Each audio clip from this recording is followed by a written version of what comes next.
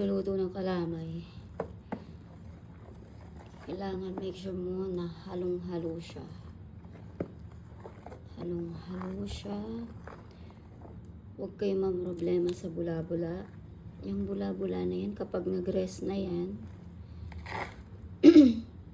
mawawala din yan later. So, magiging ganun na lang siya. Yan o. Mainit na tubig yung gagamitin dito kasi hindi siya madidissolve kapag hindi mainit na tubig. I mean, matagal siyang mag-dissolve. Kaya dapat mainit na tubig. Ganyan lang siya kasimple. Tapos nakagawa na rin ako ng downy. Downy. Ayan.